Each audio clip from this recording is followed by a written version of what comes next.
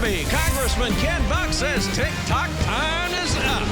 And Corolla diagnoses our culture's insanity. And Roger Stone joins us.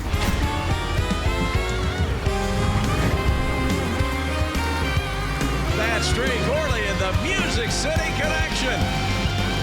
And I'm your announcer, Keith Bilbrey. And now, here's Mike Huckabee!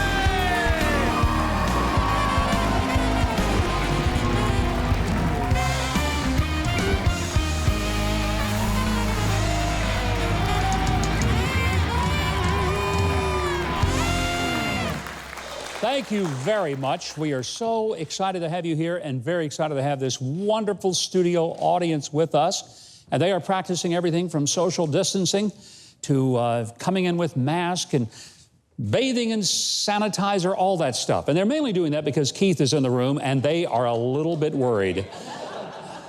But that's okay. They are keeping their distance, as they should. Well, there is this little small gang of people who once made lots of money in D.C. as Republican political consultants, pollsters, party insiders, and commentators, and they really hate President Trump. Now, they've always been tied to the establishment of D.C., or the swamp, as some people like to call it. They once were the toast of the town because they were joined at the hip with the well-established elites, who really didn't have deep convictions about issues. They just enjoyed playing for the Republican team because the pay was good, and they got invited to all the cool parties in Georgetown, Manhattan, and Hollywood. And they were also the reason that nothing ever changed or was even challenged in Washington. They worked for candidates and elected officials who pretended to care about issues like the sanctity of life, our alliance with Israel, the middle class, jobs leaving the U.S. for China or Mexico, and health care. But in reality, neither they nor the candidates or elected officials they worked for really cared at all. We voted for them because our alternatives were candidates with far left positions that threatened free enterprise, the lives of unborn babies, small businesses, factory jobs, important court appointments, and much more. But the election of Donald Trump messed up their legalized looting of the political donor class. You see, Donald Trump didn't become president because he was bought and owned by the political class. He mostly used his own money to become president and really hadn't had to do a lot of the bidding of the typical political hacks. To be honest with you, they aren't happy. In fact, he's called on very few of them for anything, and they are not going away quietly. Folks, they don't hate him because he failed to do what he said. They hate him because he did exactly what he said he would do. That's why they don't like him.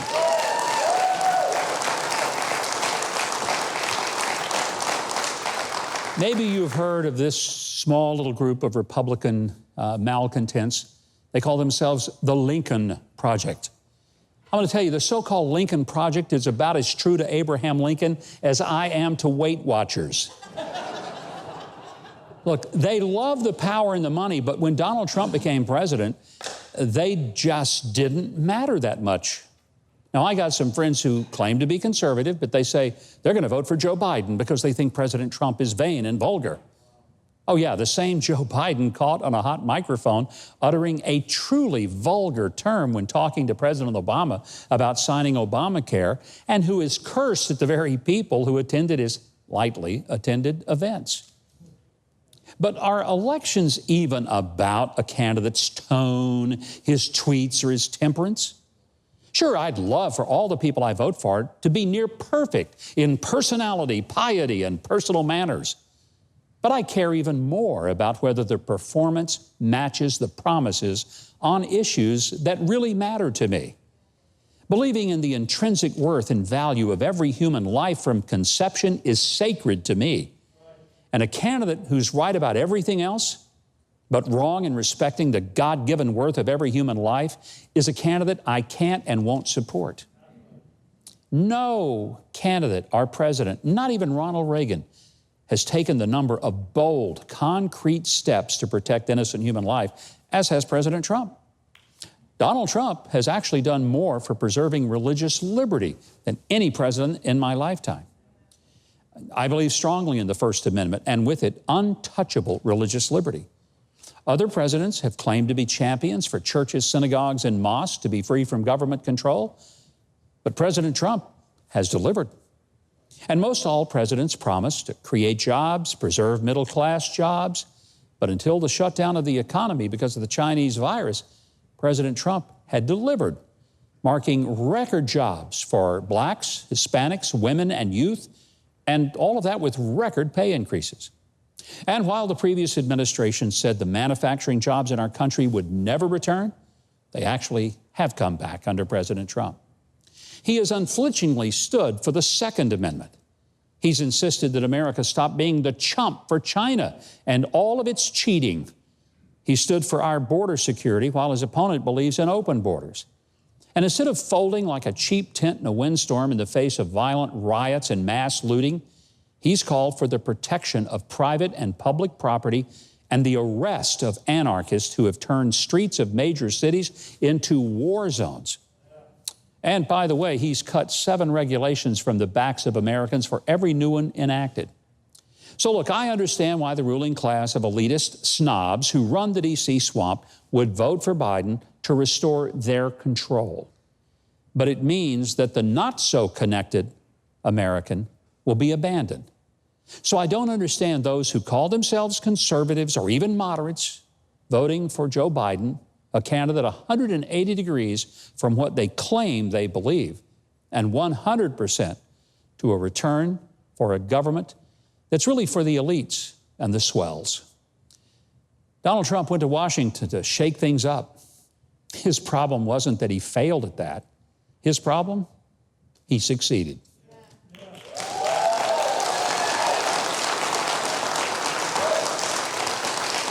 Well, my next guest has taken a lead role against the growing security threats of Huawei, the TikTok app, and the Chinese Communist Party.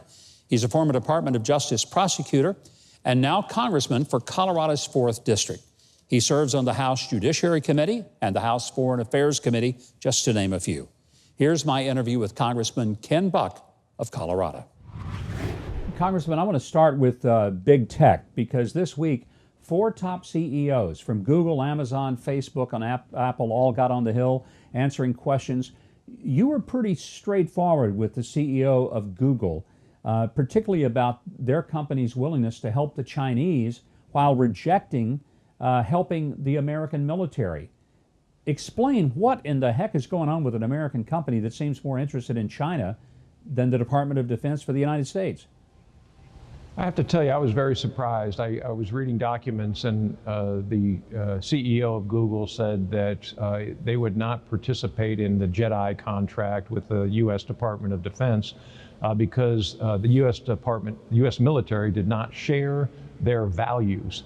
And yet they have worked to get into the Chinese market. They have compromised. They have worked with the Chinese to the point where the chairman of the Joint Chiefs of Staff testified in the Senate Armed Services Committee that the work that Google was doing in China was directly benefiting their military. That's scary, and it really isn't something that we should tolerate as consumers in this country.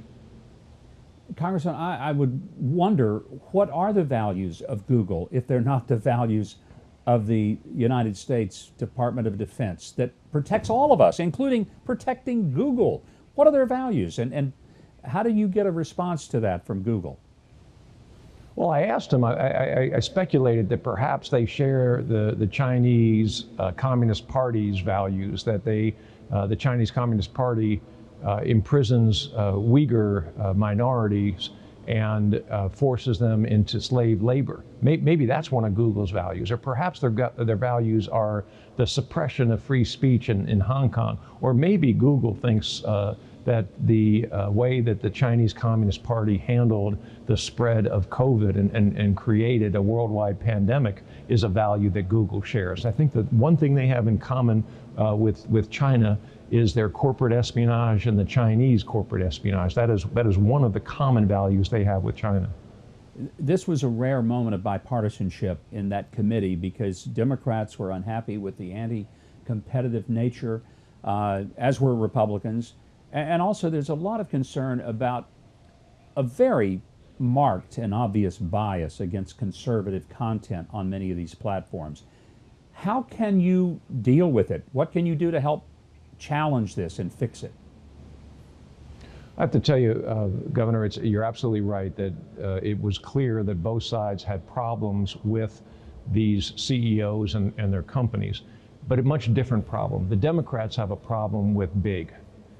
Republicans don't believe that big is necessarily bad, but we have a problem with the bias that is being demonstrated by these monopolies, with the invasion of privacy that is being demonstrated by these monopolies, and with the suppression of innovation in the marketplace that's being demonstrated by these monopolies. Do you see antitrust action being one of the solutions, literally breaking them up, like we remember the old AT&T breakup of the early 80s? Is that where we're headed with all this? You know, it's a great question because Congress's role is to make sure that we have laws that give the regulators the tools that they need to do their job. And then we have to also make sure that they have the resources they need to do their job.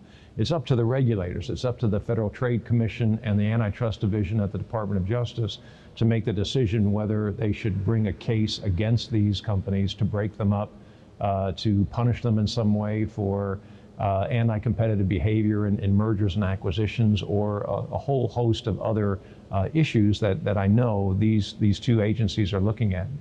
You were also in another rather contentious committee hearing this week involving Attorney General Bill Barr.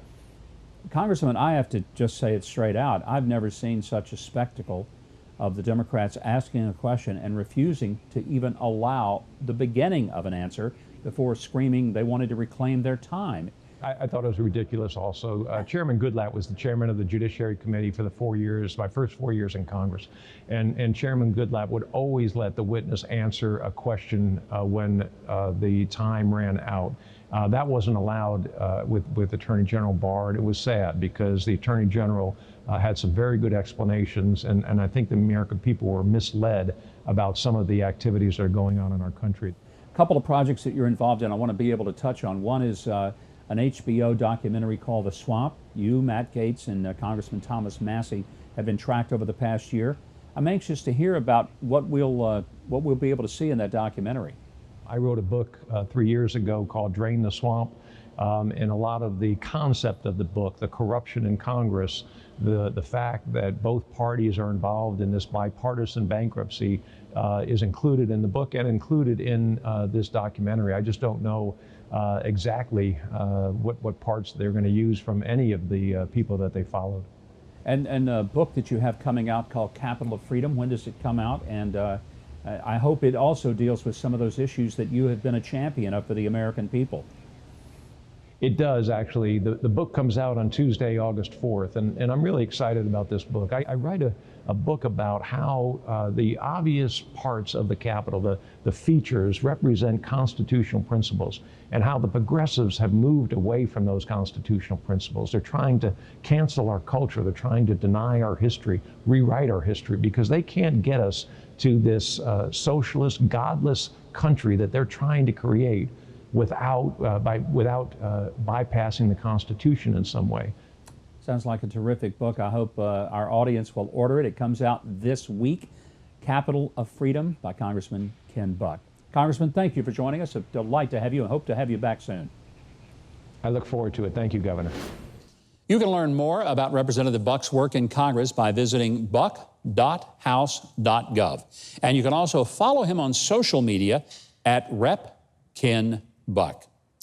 Now, if you'd like more of my take on news issues, be sure to stop by Huckabee.tv for facts of the matter. I look forward to seeing you right there. Okay, Keith Bilbrey, why don't you tell us what's coming up on this great show tonight? Well, you won't believe this lineup. Tonight, Adam Carolla talks free speech, and Trump insider Roger Stone is here. And from the Brady Bunch fame, it's actor and singer Barry Williams, here on Huckabee. Go to MikeHuckabee.com and sign up for his free newsletter and follow Gov Mike Huckabee on Twitter.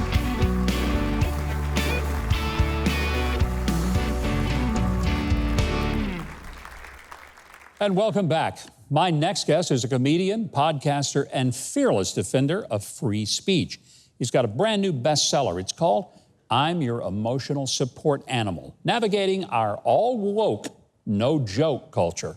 His podcast, The Adam Carolla Show, holds the Guinness World Record for the most downloaded podcast. That is a pretty big deal. It's a pretty big deal to have Adam Carolla on our show tonight. Adam, welcome. Thank you for joining us.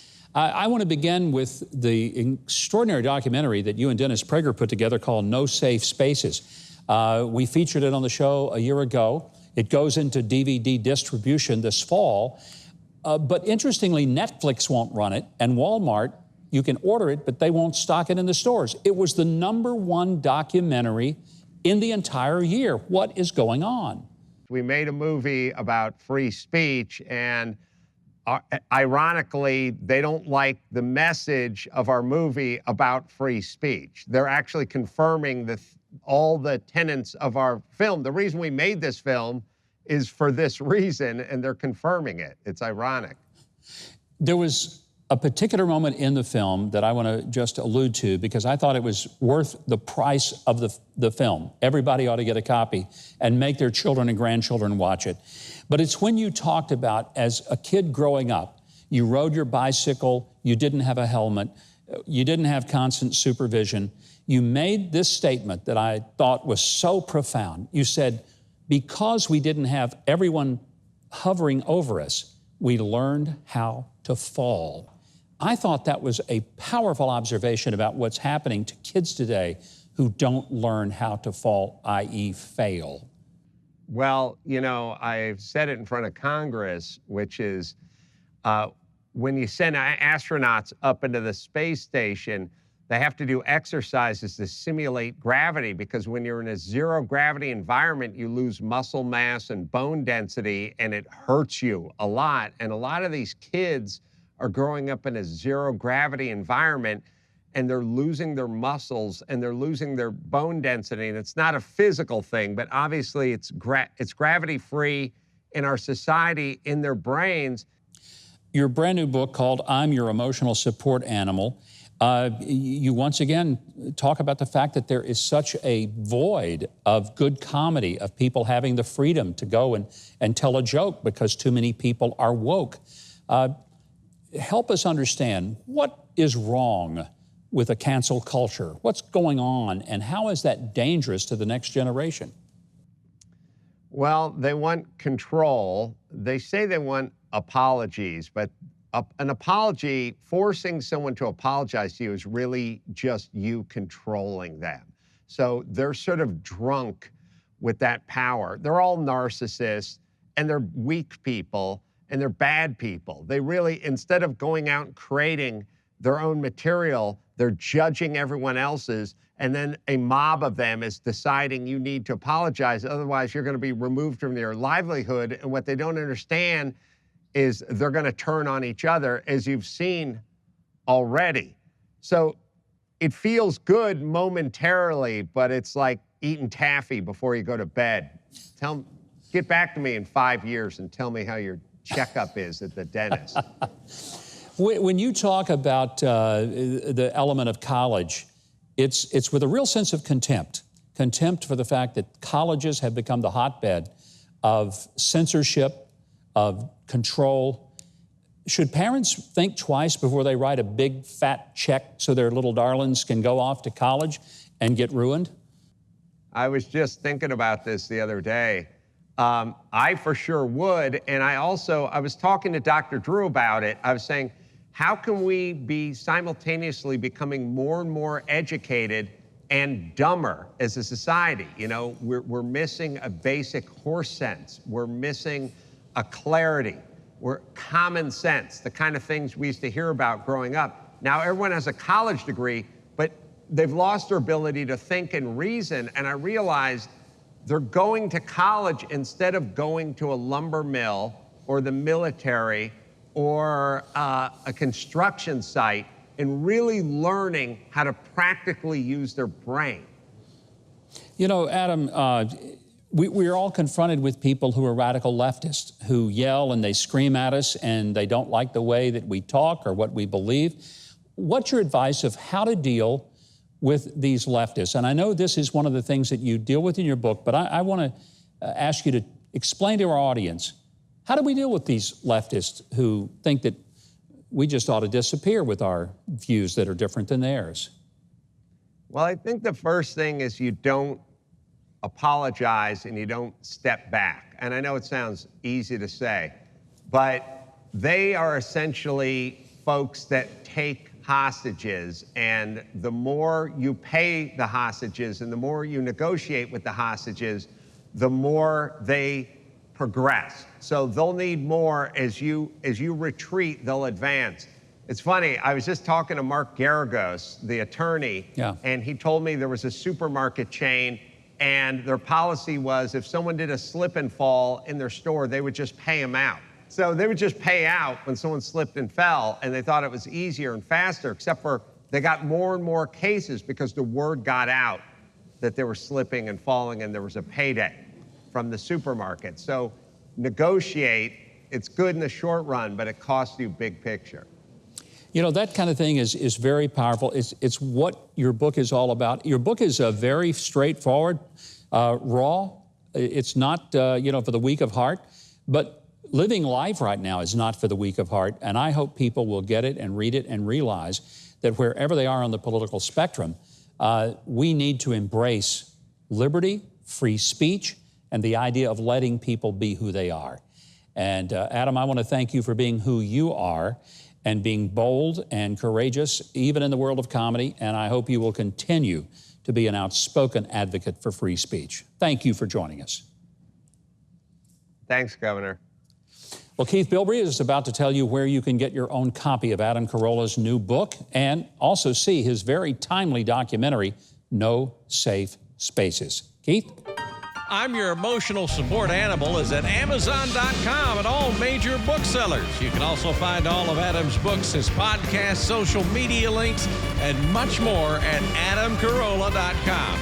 And visit NoSafeSpaces.com to stream the #1 political documentary from 2019. Or get it on DVD at NoSafeSpaces.com. Next, newsmaker Roger Stone is in the house, and later actor Barry Williams shares Hollywood tales and performs with his band, the Travelers, here on Huckabee.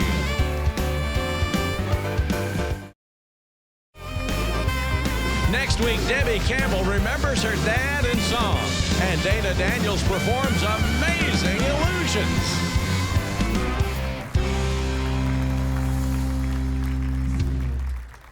Well, we're glad you have stayed with us because you will be happy that you did, because my next guest is a longtime political strategist, former advisor to Donald Trump, and a best-selling author. Last year, he got arrested, charged, and convicted, he says, for the crime of supporting the president. But earlier this month, President Trump commuted the sentence of Roger Stone, just days before he was scheduled to report to prison. He's here tonight for his first in-studio interview since his commutation. Please welcome my friend, Roger Stone. Roger, good to have you here. Thank you, Governor. You know, you went through a period where you didn't have a whole lot of friends. All those people kind of abandoned you, didn't they? No, it's amazing how the country club Republicans and the establishment types who pretended for so many years to be my friends, how they cut and run, how they headed to the tall grass. In fact, I want to thank you, Governor, because you're one of the few who stood tall from the very beginning. You called out the injustice I was being subjected to. You were among a handful of folks who pointed out how completely political the prosecution of Roger Stone was and how this was really a persecution, not a prosecution. Well, it was maddening to me because I saw not just the attempt to go after you, that was clear, but the manner in which it was done. The raid at 5 o'clock in the morning on your home with 27 SWAT cars and automatic weapons. I mean, they could have simply called your lawyer and said, look, can you bring Roger in at 9 o'clock this morning to the courthouse? We need to, file the charges. And you would have done it. Yeah, that's the irony of this. The Democrats argue that I somehow received special treatment. You did. Let's go through that. When 29 SWAT-clad assault weaponing FBI agents arrive at your home in 17 armored vehicles with a helicopter overhead. I lived on a canal then. 2 amphibious units pull up to the dock behind my house. Frogmen with rifles jump out. They surround your home. They bring a battering ram up to the front door like they're going to break it in. They've got dogs, a canine unit on leashes, and they start pounding on the door. For the first time, nonviolent, white-collar crime, process crime of lying to Congress, yeah, that's special treatment, no question about it. One of the reasons the president commuted your sentence, you were about to be sent to prison. You have some health issues. You're in that age group, over the age of 65. It would have potentially been a death sentence. They were letting people out of prison who committed violent crimes so that they wouldn't get coronavirus, and they were about to send you into it. Contrary to the precedent, in every circuit in the United States, including D.C., contrary to the current regulations of the Department of Justice and the Bureau of Prisons, contrary to my current age and health, and contrary to the facts regarding COVID-19 in the prison in Georgia where they wanted to send to me, they were insisting that I turn myself in 2 Tuesdays ago.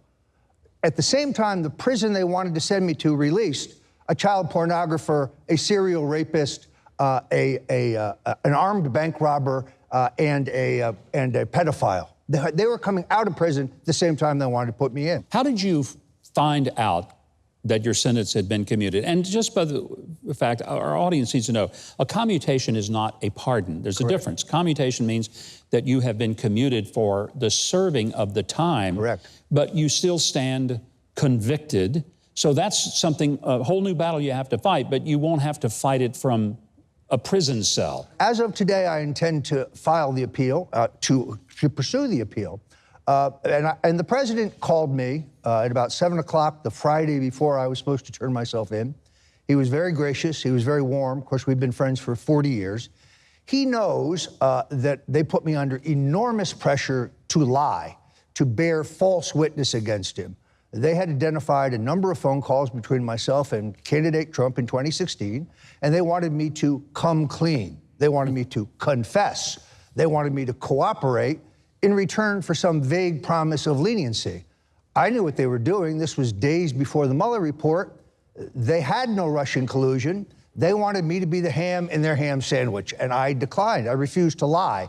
What they actually convicted you of, lying to Congress, what is the essence of what they have said? And, you know, I know you've talked about the juror and the judge. Obvious question, why didn't your lawyer try to fight having that person on the jury? Did you know in advance that person? We didn't know because, first of all, we had used all of our strikes. Okay. Secondarily, the judge has already held that Democratic Party activism, hatred of Donald Trump, those would not eliminate you from the jury. In fact, I had a jury of 12 Democrats. No independents, no Republicans, no military veterans, no conservatives, no evangelical Christians. Yet it's supposed to be a jury of your peers. It clearly was not your peers. Well, it was certainly, it may have been ethnically diverse, but it was not ideologically or politically diverse. Okay. Let me put it to you another way. It could have been the Obama-Clinton administration alumni reunion. I mean, the majority of the jurors had either worked as political appointees, not civil servants, as political appointees in either the Obama or Clinton administration, or they worked in a left-wing think tank, or they worked for a political action committee. A couple of them worked for early Democratic opponents for the president. You know, when you were on our show, it was remote, but we talked at that time, and you made a powerful revelation that as all of this has been piling in on top of you, it has also given you a new, renewed sense of your own spiritual life. And I know some people will be cynics and they'll say, oh, yeah, Roger, he, gets threatened with jail, so he has a jailhouse conversion.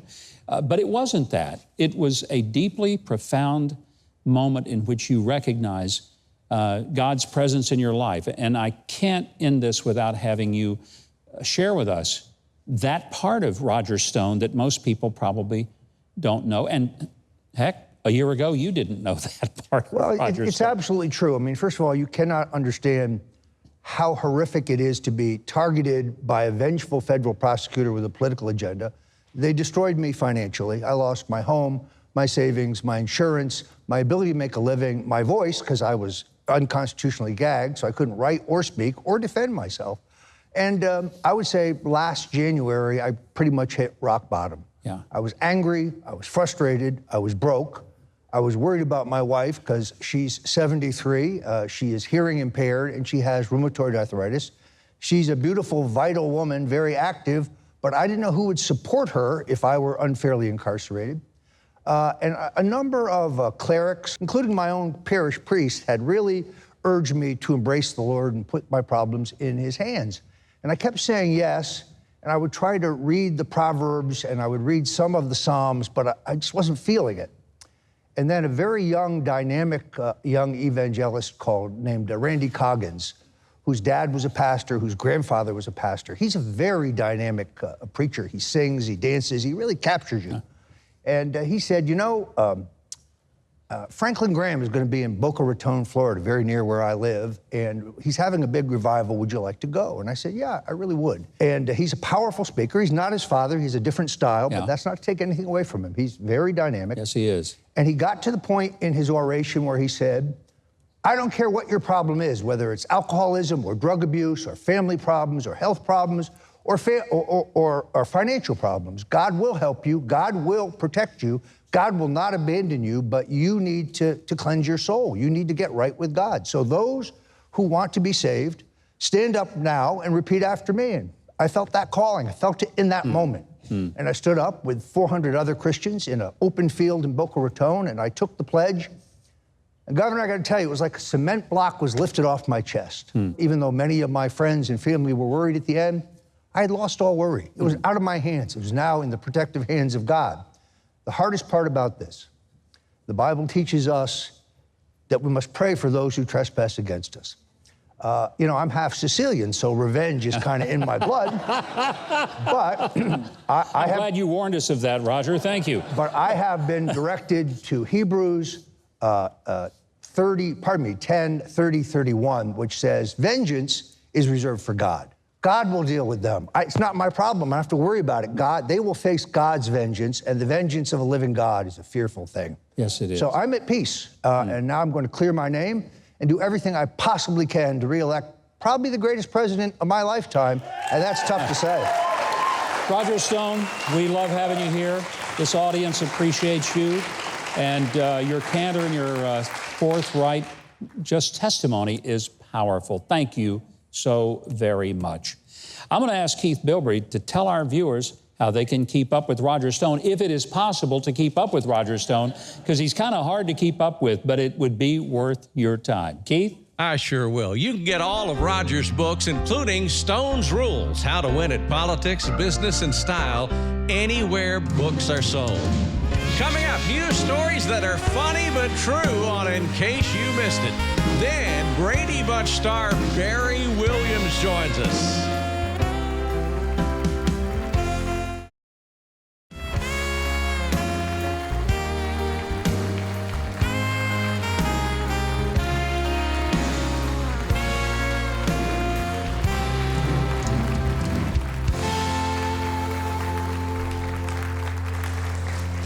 Well, goodbye, Yellow Brick Road. How about a hand of appreciation for Trey Corley and the Music City Connection?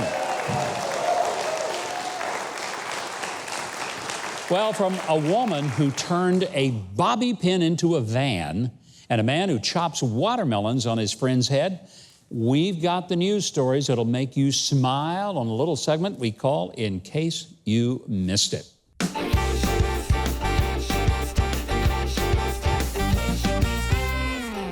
All right, do you remember the old party game, Trade Up? It's where you give everyone something small like a nickel, and you tell them to go through the neighborhood asking people to trade something bigger for it and continuing on.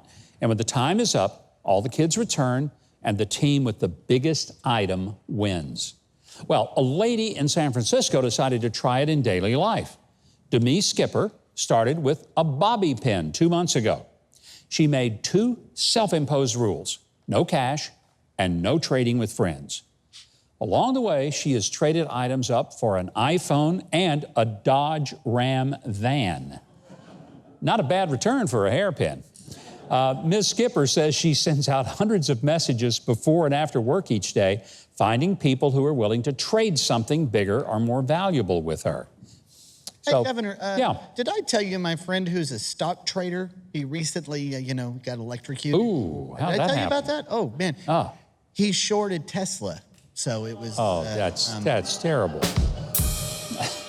I don't even understand that. I still don't understand that. I didn't write that. It's an electric car, Keith. Oh, okay. Oh, yeah. yeah. Well, I really admire this lady in this story because swapping and trading, it's a tricky business. It is. One time I was on a trip to Egypt and almost got hoodwinked by a street trader in Cairo. He pulled out this big skull and told me it was the skull of the great Queen Cleopatra, and I could have it for just $100. But you know how I knew he was pulling a fast one? No, how? Well, when I said it was too expensive, he pulled out a small skull, and when I asked who it was, he told me it was the great Queen Cleopatra when she was a little girl. Oh, no. I think we better get back to Miss Skipper's real trading story. All right, so her success has garnered millions of viewers on Instagram as they track her progress. Now, I got to tell you, I love her ultimate goal. Skipper has sworn that she will not give up until she has traded up for a house. We're going to keep you posted on her progress. Well, we all love summer, and one of the big reasons is delicious watermelons. Now, this story naturally is of great interest to me because I was born and raised in Hope, Arkansas, which is the watermelon capital of the world. Of course, the other reason is getting to chop them up on the head of a good friend, right? Well, that's the story for Mr. Ashrita Furman. Armed with a machete, Furman chopped through 50 watermelons perched on his friend's head in just 60 seconds to set a world record. Wow. Because there's a record for everything, and who knew there was one for this? I would tell you this guy is really one in a melon, don't you think? Well, Governor, again, I'm sorry to interrupt, but this reminded me of when my friend Byron went on a camping trip with his buddy Jim. Now, keep this in mind. They were setting up tents when Jim suddenly collapsed. Byron jumped on his cell phone, called 911 in a panic.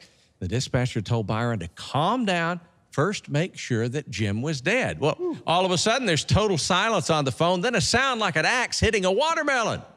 Then my friend Byron got back on the phone and said, "Okay, now what?" Oh, Keith. Oh, my. Somebody out there doesn't get that, and I hope they don't. Yeah, me too, really. Well, I hope you still visit Byron occasionally in prison. Yeah. I think a math joke may have been a better choice. Like if Byron had 20 watermelons and Jim had none, but when Byron threw a watermelon at him, what would Jim have? A concussion, Keith. That's what he would have had. Oh, yeah. Jim would have a concussion. Yeah.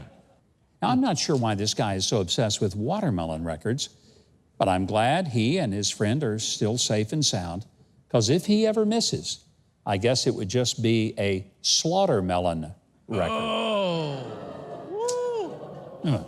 Travel a ways for that. All right, before we go, the folks at eatliver.com, which has got to be the weirdest named website I've ever heard, eatliver.com, has gathered some eye-popping, or should I say, shield your eyes men's clothing looks from the fashion runways, like this one that says, "It's cold out, but I'm still going to wear my pajamas with oversized gloves." Can you imagine That buying looks just that like outfit? Trey. Crazy, isn't it? Is that you, Trey? It is Trey, yeah. Or what about this striped summer suit that includes some sort of cooking pot helmet? I know every man's wife would love to see him come home in that, right? Here's one, a weird nightmarish Santa's workshop security guard getup. Keith. And if you're hungry, how about buying an outfit that makes you look like a giant Cheeto? Yeah. Yeah, look at that. I like that. Well, just like any of those male runway models at a Harley biker rally, we got to get out of here. But always remember that we read the news, so you don't have to.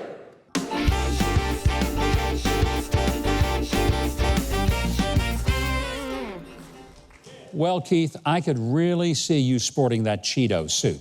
I mean, the color and the cheese powder, and that would compliment you really nicely. Well, let me tell you something. If I buy it, remember it's nacho cheese. It's mine. Coming up next, TV star Barry Williams. Remember those Brady Bunch days, and then performs with the band The Travelers on Huckabee.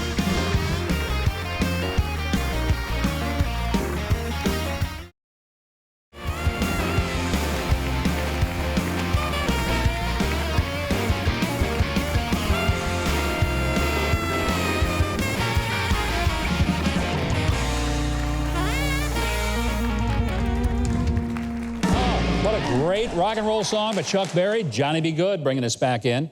Well, back in the 1960s and 70s, my next guest was cast in hit TV shows like Dragnet, Gomer Pyle, USMC, and Mission Impossible. But it was his starring role on The Brady Bunch that made him a household name. He's also known as America's most reliable big brother, Greg from the Brady Bunch. Today, he lives in Branson, Missouri, and tours with his band, The Travelers. Would you please give a big welcome to Barry Williams?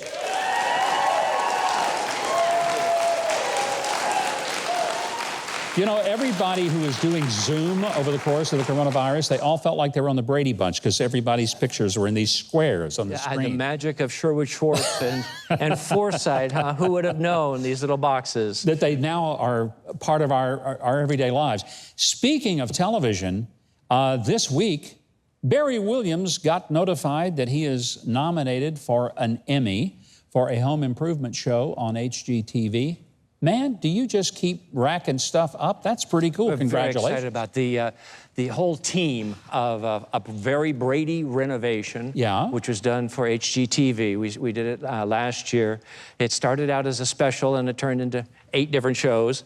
But we took the original house and turned it into what our set looked like, so that the house that was just a picture before became a real live set. You know, Barry, a lot of people who were child actors and had an experience of being on a very successful television series for several years, sometimes they burn out, they get bitter.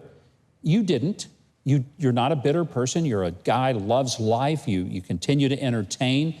Why were you able to take all of the pressure from being a child actor and a child star and not burn out and continue to love people and love entertaining? I came from a very good family, and it was my choice. I think a lot of the burnouts are people that get pushed, the kids get pushed into it. I loved every minute of it. I would show up early to work, and I'd arrive at Paramount Studios, and for me it was like going to work at Disneyland. The shows that were there, Star Trek, Mission Impossible, Mannix, it just went on and on and on. The Odd Couple, Bonanza were all there, and I visited all of them as well. So for me it was a very magical place to be, and then having a series for all those years, you learn a lot about acting, about lights, about directing, about writing, and it was a really joyous experience. So I tried to carry that on through. You now live in Branson, Missouri, which is an entertainment hub for most of America, but you do most of your entertaining all over the country. You perform at civic arenas and events everywhere, so people can book Barry Williams and the Travelers to come to their town. And special events now, we have a great time with this. We found a kind of a country, a little bit of bluegrass, and a little bit of classic rock. And my wife is also a hula dancer, so we have a Hawaiian percussion floating through there too. And it's been a really nice experience. I performed my own show in Branson for 6 years, and then transitioned from that show into the Travelers. When you were on the Brady Bunch, you did some music. A lot of people may not remember, but you sang. You really had quite a spectrum of opportunity. So it was, I guess, maybe a natural thing that you would end up doing a musical career after all. I was always hoping for that. You know, you go from keep on keeping on, and it's time to change. And maybe the most listened to song we did, Sunshine Day, everybody's smiling. And so that was wonderful to do as a part of the show, and it's kind of carried on through all my adult life. Barry, did you guys get along? I mean, because that's a lot of people working together long hours every day. And I know that's not really a fair question, and I'm not sure you'll give me an honest answer, but I'm going to ask it anyway. The thing I'm the most grateful for, and going back to family, I think that's really, really what the reason behind that is, the foundations. There were, in our Brady Bunch kids, there were no divorces in any of the kids' families during the time that we were filming. And so we were all going home, living normal lives, and then coming together as a group of professionals. And we had to work through our friendships and the professionals, and there were squabbles and things like, as always. But we formed a bond during that show that has lasted all these years, and came back 2 years ago to film for a year, this Brady renovation, and it was all right there again. Well, I want to tell you what a thrill it is for us to have you here. I know you have to get tired of having all these Brady Bunch questions, but, you know, bring it on. You recognize, bring it on. And we're a part of one of the great moments of America where we celebrated the family, and we need to do that so much more. And we are delighted that you have continued to entertain. Our audience is going to get a chance to hear you sing with your wife, Tina, and guitar player Michael, the Traveliers, and Trey and the band, and a rather amateurish bass player is going to join you for the song. Nice. Why not? Nice. Why not? So, as Barry gets ready to perform, Keith Bilbrey is going to tell you how to get the music of Barry Williams. Keith, tell us. Well, to stay connected with Barry Williams and enjoy his new music, please go to BarryWilliamsOfficial.com. And after the show, go to Huckabee.tv for an encore performance of an original song by Barry and the Traveliers, exclusively on Huckabee.tv. And in 60 seconds, Huckabee's back with a performance by Barry Williams and the Traveliers. Stay tuned.